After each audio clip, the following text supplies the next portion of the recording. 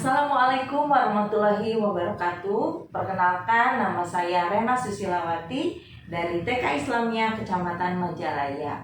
Saya akan mencoba melakukan tantangan PPLKB 2024 di bulan April, yaitu mereview sebuah buku. Untuk metode yang digunakan sesuai dengan instruksi yaitu metode AIH, di mana untuk A-nya adalah alasan mengambil buku, kemudian I isi dari buku ini, dan H adalah hikmah yang diambil dari buku ini. Baik, ini dia buku yang akan saya review.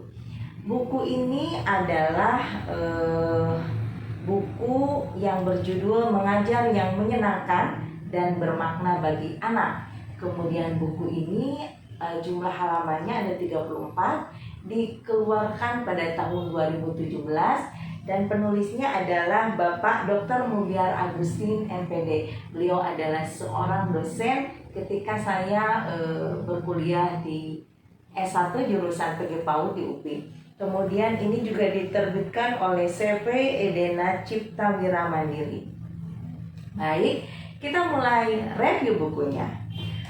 Untuk alasan mengapa saya mengambil buku ini adalah karena buku ini sangat bermanfaat untuk saya sebagai pendidik di anak usia dini.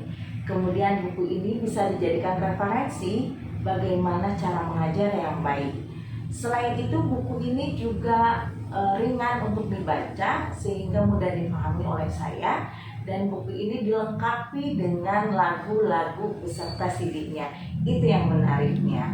Kemudian isi dari buku ini adalah bagaimana cara kita mengajar yang menyenangkan dan bermakna bagi anak.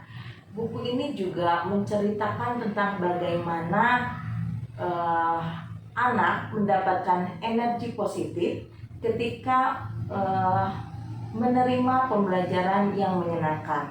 Anak menjadi termotivasi, kemudian anak menjadi kreatif, kemudian anak juga mempunyai semangat untuk belajar. Nah, itu adalah untuk yang nilai positifnya.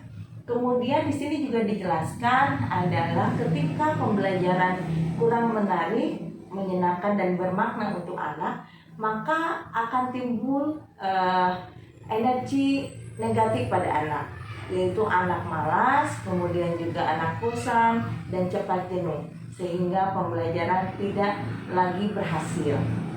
Nah, di dalam buku ini juga terdapat tips-tips atau cara bagaimana menyiapkan pembelajaran dengan baik, kemudian juga bagaimana membuka pelajaran dengan baik, menyampaikan materi atau inti, kemudian bagaimana cara menutup pembelajaran dengan baik.